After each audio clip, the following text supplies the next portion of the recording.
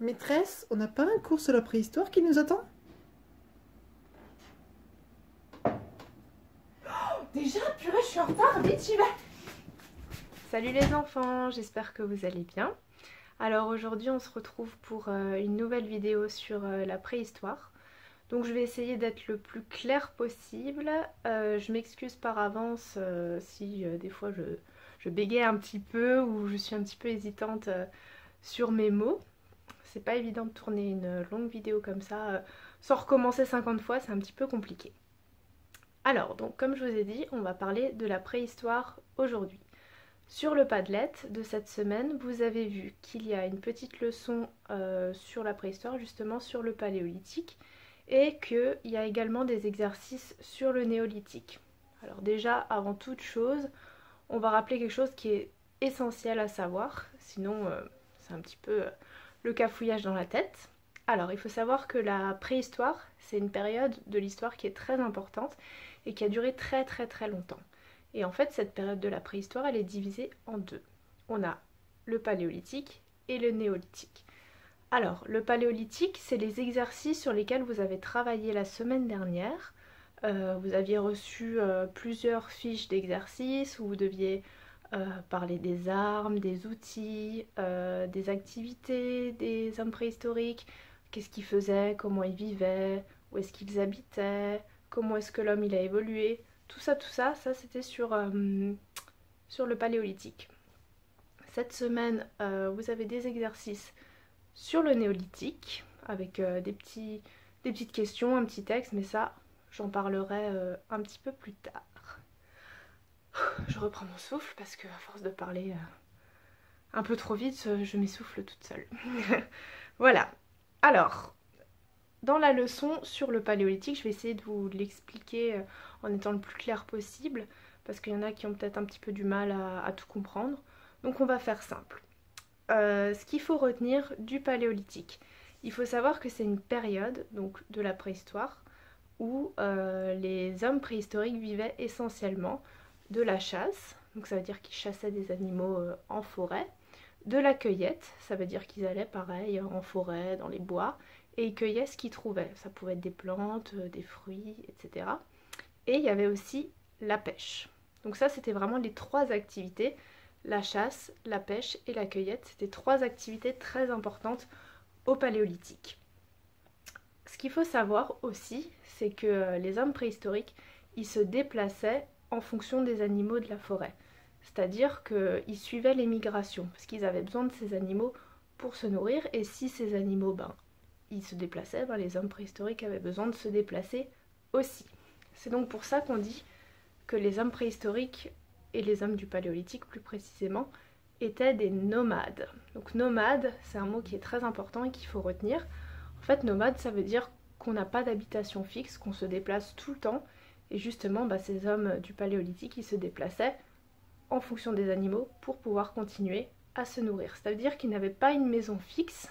À chaque fois qu'ils se déplaçaient, ils étaient obligés de reconstruire de nouvelles habitations. Voilà.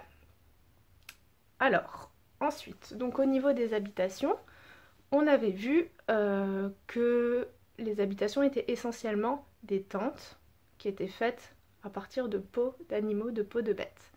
Mais il existait aussi des huttes, donc c'est pareil, ça ressemble à des petites tentes, ça a une petite forme comme ça triangulaire, et en fait les huttes elles étaient faites avec des branches d'arbres. Et généralement ces huttes elles se trouvaient, les hommes préhistoriques les construisaient devant les grottes. Voilà. Au niveau des outils, on avait vu que les outils étaient essentiellement construits à base de pierre. C'est d'ailleurs pour ça que la période du paléolithique est surnommée l'âge de pierre, parce que les hommes utilisaient énormément la pierre. Et vous avez même vu qu'ils se servaient de la pierre pour faire du feu, avec la technique de la percussion, où ils frottaient des pierres. Voilà. Et petit à petit, en fait, ces hommes du paléolithique, ils ont commencé à utiliser d'autres outils en bois, en os, et du coup, ça leur a permis de faire évoluer leur matériel de chasse et de mieux chasser, parce qu'ils avaient du matériel de meilleure qualité, et donc ça leur permettait de mieux vivre, de mieux chasser, etc.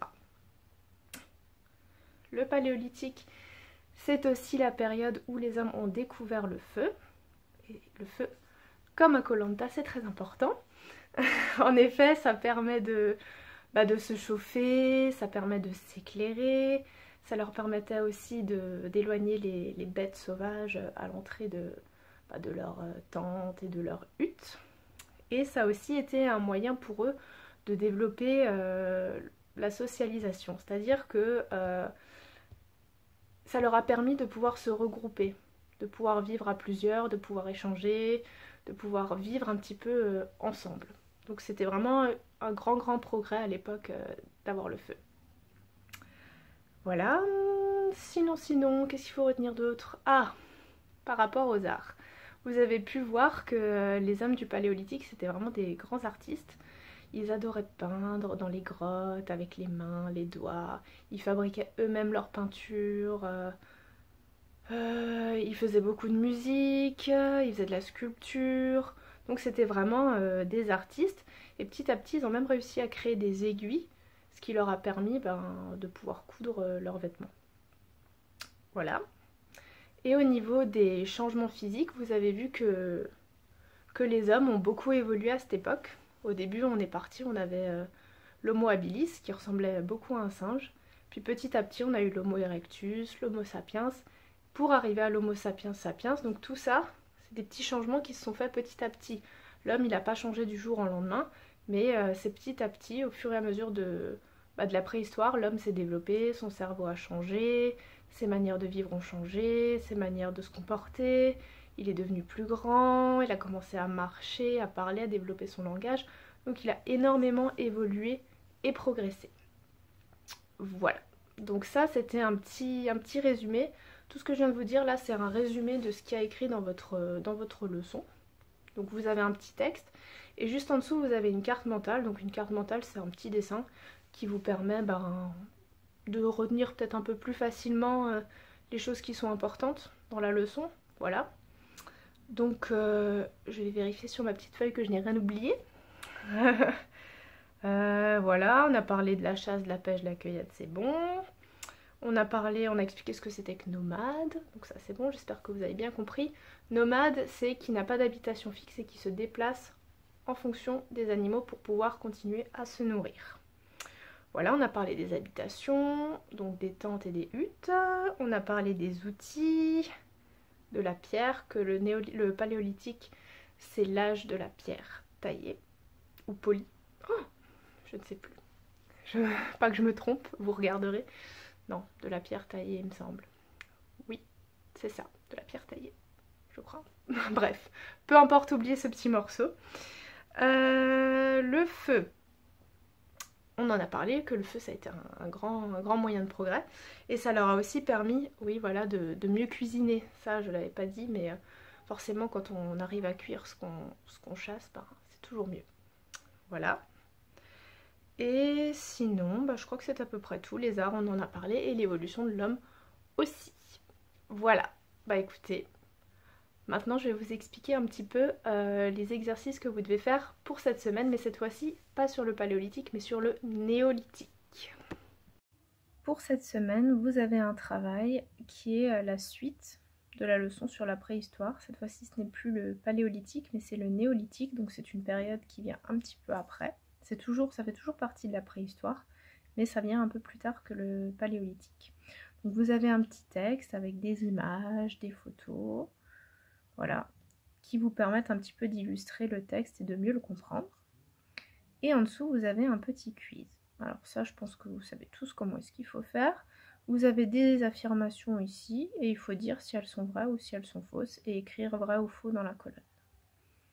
Ensuite, vous avez un deuxième exercice où en fait il va falloir que vous vous serviez de ce que vous avez appris la semaine dernière sur le paléolithique. Donc pour ça, vous avez une leçon si jamais vous ne vous souvenez plus de ce qui se passait à cette période. Et en fait, vous allez devoir comparer la période du paléolithique et la période du néolithique.